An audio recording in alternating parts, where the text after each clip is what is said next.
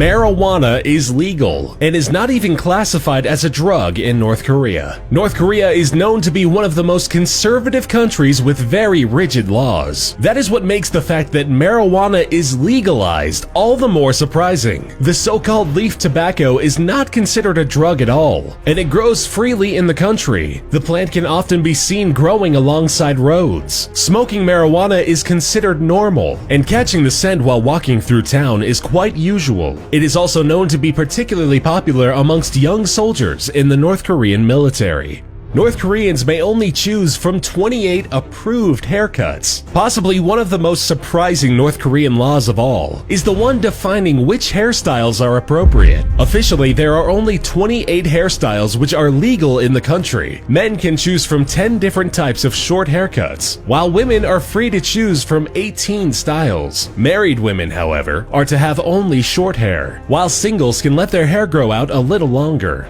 In 2013, North Korea's leader killed his own uncle by throwing him naked into a cage with 120 starving dogs. Kim Jong-un's uncle, Jang Sung-tae, was vice chairman of the National Defense Commission until he was considered a counter-revolutionary. After being proclaimed a traitor, Jang was stripped of all of his posts, expelled from the Workers' Party of Korea, and his image was literally erased. Photos of him being removed from the official media and his presence digitally erased from all photographs with other public officials. Kim Jong-un is known for his brutality, and the fact that the traitor was his family didn't make him reconsider the punishment. Jang and several of his followers were stripped naked and fed alive to previously starved dogs. This brutal execution was watched by hundreds of officials.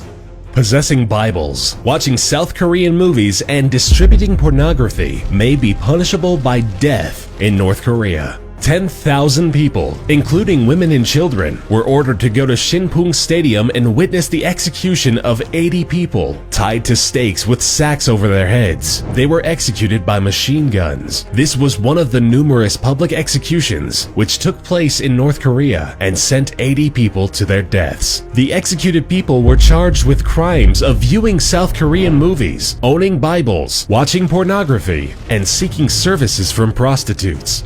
There's an organization that parachutes copies of the Bible into North Korea. Although the Bible is banned in North Korea, believers still find ways to get themselves a copy. Bibles are being distributed by North Korean defectors in South Korea via the so-called Bible balloons. The balloons have an imprint of Mark, the shortest of the Gospels, and when the wind allows it, they are sent over the border into North Korea. The balloons have holes poked in them, which eventually make them deflate after floating a certain calculated distance. Guards on the northern borders are required to shoot down the balloons and arrest people that can be associated with them.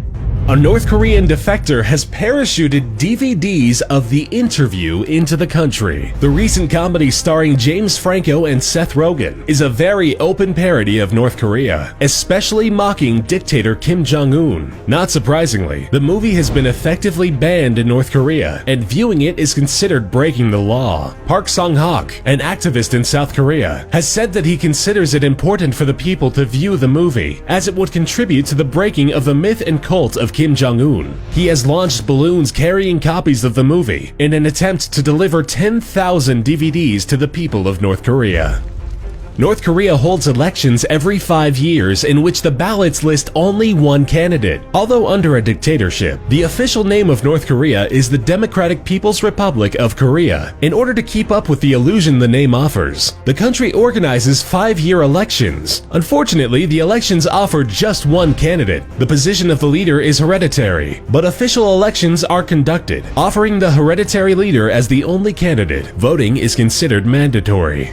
North Korean prison camps are eerily familiar to the death camps that took place during the Holocaust under Hitler's leadership. The UN's Human Rights Council established an international commission which looks into the truth of North Korea's prison camps. A number of disturbing testimonies from former prisoners have been collected, and all of them assert the idea that the labor camps are death camps, largely resembling the ones established during World War II. In inhumane conditions, prisoners are malnourished and regularly regularly tortured, starved, beaten, and deprived of all medication or basic necessities, such as warm clothing or proper food rations. The prisoners, which are largely brought in on suspicion of being against the regime or being associated with anyone who might be against it, are not expected to survive for too long, and their corpses are disposed of by being eaten by dogs. If one person violates a law or is sent to a prison camp, it affects their whole family. Prison camps are a popular solution for crime in North Korea. The brutality of the camps have made them notorious worldwide and are largely labeled as death camps. The prisoners are overworked and starved. However, what is probably the most particular thing about the North Korean prison camps is how people end up in them. If you commit a political crime or are considered a revolutionary and a traitor, it is not only you who gets punished, but your entire family. 3 entire generations of the criminal's family will be imprisoned, as it is believed that the attitudes and disloyalty are carried down the bloodline.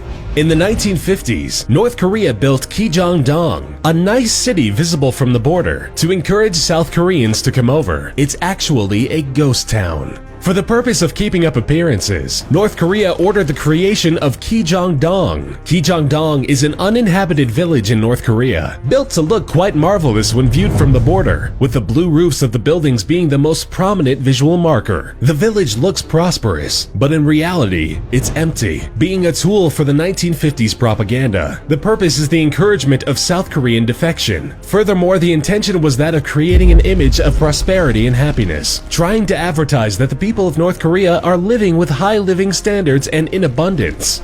Kim Jong-il's body is preserved in a glass tomb for anyone, including outside tourists, to see. The North Korean government has a desire to keep its citizens from interacting with the outside world, and one of the ways to ensure this is making tourism virtually impossible. There are, however, several traveling agencies which are allowed to make organized tours into North Korea, but they are to follow a government-approved route and are forbidden from using their phones. One of the biggest attractions offered to Western tourists is the embalmed body of Kim Jong-il, laid out in a glass coffin within a state mausoleum.